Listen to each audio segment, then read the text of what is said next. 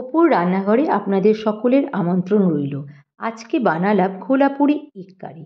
কীভাবে এটা রেডি করলাম চলুন দেখে নেওয়া যাক। প্রথমে আমাদের খোলাপুরি মশলাটা রেডি করে নিতে হবে। এর জন্য যে উপাদানগুলো প্রয়োজন সেগুলো আমি নিয়ে নিলাম। কিছু গোটা মশলা, গোটা ধনে, গোটা জিরে, 3টি শুকনো লঙ্কা, 2টো তেজপাতা, আজওয়ান আর সর্ষে ভালো করে কড়াই ফ্রাই করে নিলাম একটু নুন দিয়ে।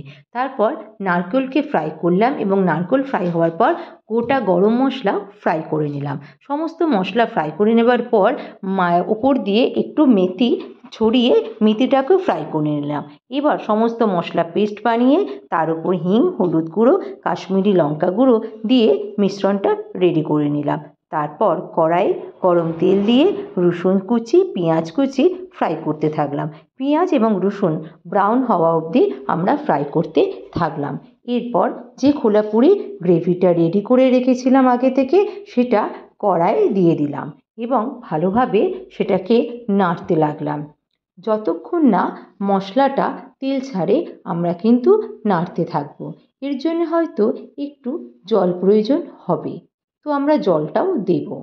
আস্তে আস্তে নাড়তে হবে, না হলে কড়াই মশলাটা ধরে যেতে পারে।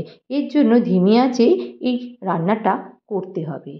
দেখুন আমি একটু জল দিয়ে দিলাম, দিয়ে আবার এটাকে ফ্রাই করতে থাকলাম। কষা হয়ে গেলে এর ওপর একটু নুন ছড়িয়ে দিলাম। তারপর আগে থেকে 4টে যে ডিম সিদ্ধ করে রেখেছিলাম সেগুলো সাইড দিয়ে কেটে কড়াইয়ে দিয়ে দিলাম।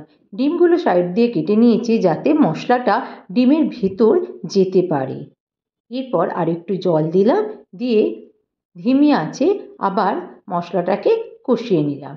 তারপর কষানো হয়ে গেলে তেল ছাড়তে শুরু করলে গ্রেভি থেকে, তখন ওপর দিয়ে লেবু ছড়িয়ে ডিম কারি আমরা পরিবেশন করে ফেললাম।